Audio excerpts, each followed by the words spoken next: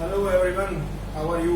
आपका हमारे चैनल में बच्चों मैथ्स बच्चे में आपका बहुत बहुत स्वागत है। अगेन बच्चों, आज हम करने वाले हैं चैप्टर 12 का। ऑलरेडी बच्चों हमने continuity and differentiability we have already been started and we have done exercise 5.2 introduction and also we done some questions. Okay बच्चों, नाउ बच्चों we will start it in just few minute time of implicit function exercise 5.3 introduction. Okay बच्चों, देखो बच्चों, मेरे पास दो प्रकार के function होते हैं।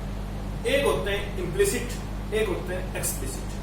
देखो बच्चों, इम्प्लिसिट तो मैंने ऑलरेडी आपको यहाँ डिफाइन किया हुआ है, क्योंकि ये मेन फंक्शंस हैं, इसी पे हमें डिफरेंशिएशन डेरिवेटिव्स के क्वेश्चंस भी अटेम्प्ट करने हैं। लेकिन बच्चों, उससे पहले आपको बताना चाहता हूं एक्सप्लिसिट फंक्शन क्या होता है। एक्सप्लिसिट, देखो बच्चों, एक्सप्लिसिट फंक्शन का मतलब क्या है। जैसे मेरे पास y is equal to 2x plus 3 है। ओके बच्चों, y is equal to 2x plus 3। देखो स्टूडेंट्स, इसमें मेरे पास देखो दो प्रकार के होते हैं वेरिएबल्स। एक होते हैं बच्चों इंडिपेंडेंट और एक होते हैं बच्चों डिपेंडेंट। इंडिपेंडेंट का मतलब क्या है, जिसपे वो डिपेंड कर रहा है। ओके बच्चों, चेक करो बच्चों, इंडिपेंडेंट का मतलब क्या है, जो किसी पे डिपेंड नहीं करता, वो आत्मनिर्भर कहलाता है। इसमें ये बताओ y जो है वो किस पे डिपेंड कर रहा है बच्चों, x पे कर रहा है। इसका मतलब क्या है, y is an independent variable and x is a dependent variable. क्यों? x की मैं कोई भी वैल्यू यहाँ पे पुट करता रहूं, मेरे पास y की डिफरेंट वैल्यूज फाइंड होकर आती रहेंगी बच्चों। x की वैल्यू मान लो मैंने 1 रखी, तो y की वैल्यू 2 प्लस 3 5। अगर x की वैल्यू मैंने 2 रखी, 2 to the 4 प्लस 3 7। यानी कि x क्या है, वो किसी पे डिपेंड नहीं कर रहा है, यानी कि वो क्या है, वो इंडिपेंडेंट है। लेकिन y किस पे डिपेंड कर रहा है, वो x पे डिपेंड कर रहा है। तो y क्या है, वो है डिपेंडेंट। क्यों? क्योंकि y is depend on x and x किसी पे डिपेंड नहीं कर रहा। वो क्या है, वो इंडिपेंडेंट है, वो खुद पे डिपेंड करता है। लेकिन y किस पे डिपेंड कर रहा है, y डिपेंड्स ऑन x। देखो अब देखो बच्चों, क्या मैं इसमें y की वैल्यू, मैंने देखो बच्चों, ये फंक्शन मेरे पास y is equal to fx है। इसका मतलब क्या है, मेरे पास y की वैल्यू मैंने डायरेक्टली x की टर्म्स में एक्सप्रेस की हुई है। ओके बच्चों, क्यों? y में दोबारा बता रहा हूं बच्चों, जोन सी वैल्यू जिस पे डिपेंड करेगा, y x पे डिपेंड कर रहा है तो y कहलाएगा डिपेंडेंट, और x किसी पे डिपेंड नहीं कर रहा तो वो कहलाएगा इंडिपेंडेंट।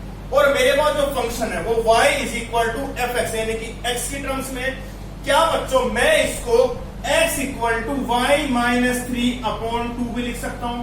यानी कि x इक्वल टू मेरे पास अब फंक्शन एफ वाई की टर्म्स में हो गया। यानी कि इसमें मैं डायरेक्टली y को x की टर्म्स में भी लिख सकता हूं और x को y की टर्म्स में भी मैं एक्सप्रेस कर सकता हूं। उसी को बोलते हैं जिसमें बच्चों dependent variables can be express in other terms in one side equation. यानी कि किसी भी डिपेंडेंट वेरिएबल को मैं अदर की टर्म्स में अगर एक्सप्रेस कर पाया तो वो कहलाएगा एक्सप्लिसिट फंक्शन।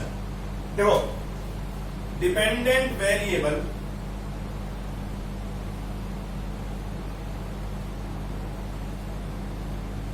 कैन बी, या तो बच्चों आप एक्सप्रेस बोल सकते हो, या फिर कैन बी आइसोलेटेड यानी कि express in one side of equation. Okay बच्चों, इसका मतलब क्या है, मैं जो डिपेंडेंट वेरिएबल है ना, उसको एक साइड एक्सप्रेस करके लिख सकता हूं, उसी को कहते हैं बच्चों एक्सप्लिसिट फंक्शन। यानी कि y in terms of x in terms of y, ये क्या कहलाएगा, एक्सप्लिसिट। क्योंकि इसमें डिपेंडेंट वेरिएबल जो कि x है वो आइसोलेट हो गया एक साइड इक्वेशन में। चेक कर लो बच्चों, यहां सिर्फ x है और यहां पर भी क्या है, x की वैल्यू y के टर्म्स में एक तरफ आइसोलेट हो चुका है, उसी को कहते हैं बच्चों एक्सप्लिसिट। अब हम पढ़ने वाले हैं बच्चों, बहुत इंपॉर्टेंट है, इम्प्लिसिट फंक्शन। ध्यान से देखिए बच्चों, इसी के ऊपर बहुत सारे क्वेश्चन है डेरिवेटिव के, और बहुत ही इंटरेस्टिंग क्वेश्चन है बच्चों। देखो, ये मैं रब कर रहा हूं, किसी को बच्चों फिर भी कोई डाउट लगे आप मुझसे पूछ सकते हो। ओके बच्चों, देखो बच्चों, एक्सप्लिसिट का मतलब क्या है, मेरे पास एक फंक्शन में लिख रहा हूं x plus sine X Y minus Y is equal to 0। ये मैंने एक फंक्शन लिख दिया। देखो बच्चों, a function F X Y, इसका मतलब क्या है, एक फंक्शन होगा जिसमें एक्स एंड वाई बोथ होंगे, एक्स भी है वाई भी है, एक्स भी है वाई भी। Is a function of X and Y, is a function of X Y is defined in such a manner that then y can be y cannot आए बच्चों, y cannot be expressed directly in terms of x, यानी कि जिस function में y की value हम directly x की terms में एक्सप्रेस या आइसोलेटेड ना कर पाए, उसी को बोलते हैं बच्चों implicit function. A function in the form of xy in which function cannot be directly, यानी कि y cannot be expressed directly in terms of x, या फिर y cannot be isolated in terms of x directly is called implicit function। बच्चों देखो, अगर मैं यहां से मान लो y की वैल्यू निकालना चाहूं, क्या यहां पे मैं इस y को खत्म कर सकता हूं? बच्चों नहीं कर सकता। क्यों? क्योंकि ये एक्स वाई है ना, ये एंगल में है, एंगल में से मैं कॉमन नहीं निकाल सकता। इसका मतलब क्या है, मैं इसमें y की वैल्यू डायरेक्टली x की टर्म्स में नहीं लिख सकता। जिसमें मैं ऐसे नहीं लिख सकता ना, उसी को बोलते हैं इम्प्लिसिट फंक्शन। और जिसमें मैं y की वैल्यू x की टर्म्स में रिप्रेजेंट करके लिख सकता हूं या आइसोलेट करके लिख सकता हूं, उसी को बोलते हैं एक्सप्लिसिट। इसमें मैं नहीं लिख पाया तो वो क्या कहलाएगा? वो कहलाएगा implicit function, the function in which y cannot be expressed directly in terms of x is called implicit function। अब देखो बच्चों, उसमें हमारा x और y था, x की वैल्यू किस पे डिपेंड कर रही थी? y पे, यानी कि जब हम x की वैल्यू पुट करते तभी तो बच्चों हमने y निकाली थी। इसका मतलब क्या है, x कौन सा था? दोबारा बोल रहा हूं, x था इंडिपेंडेंट और y था डिपेंडेंट। वो किस पे डिपेंड कर रहा है? x की वैल्यूज पे। लेकिन अगर हम मान लो इसमें y की वैल्यू x की टर्म्स में नहीं निकाल पाए, इसका मतलब क्या है? Dependent variables can not be isolated in terms of x in one side of equation.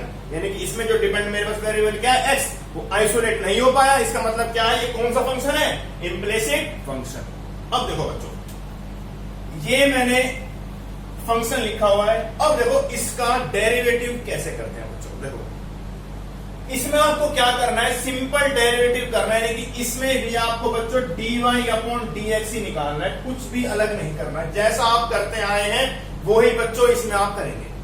चलो बच्चों करते हैं डिफरेंशिएशन। x का डेरिवेटिव 1 प्लस साइन पहले ऑलवेज फंक्शन का होता है। क्या होगा बच्चों साइन का डेरिवेटिव?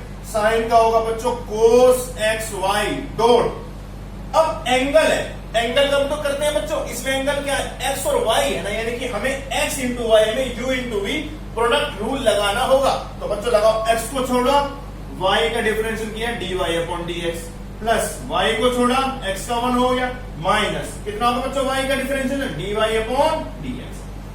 जीरो कांस्टेंट है, आपको पता ही जीरो होगा।